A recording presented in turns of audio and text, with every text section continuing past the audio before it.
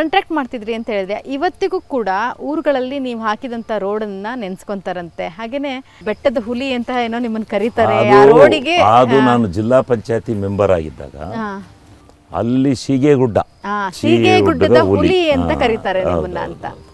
ಅಲ್ಲಿ ಸೀಗೆಗುಡ್ಡಕ್ಕೆ ಯಾರೂ ರಸ್ತೆ ಮಾಡ್ಸೋಕ್ಕಾಗಿರಲಿಲ್ಲ.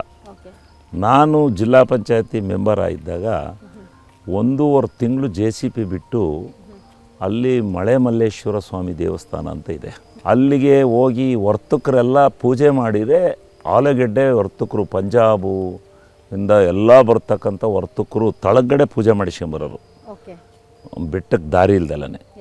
ನಾನು ಅದಕ್ಕೆ ದಾರಿ ಮಾಡಿಸಿ ಫಸ್ಟು ಬೆಟ್ಟಕ್ಕೆ ನಾನೇ ಹೊಡ್ಕೊಂಡು ಹೋದೆ. ಹೋಗಿ ಗಾಡಿನಲ್ಲಿ ಜೀಪ್ನಲ್ಲಿ ಹೋಗಿ ಪೂಜೆ ಮಾಡಿಸಿ ಬಂದೆ. ಪೂಜೆ ಮಾಡಿಸಿದ್ಮೇಲೆ ಎಲ್ಲ ಹೋಗ್ಕತ್ತಿದ್ರು. ಈಗ ಭಾಳ ಚೆನ್ನಾಗಿ ಮಾಡಿದ್ದಾರೆ ಎಲ್ಲ.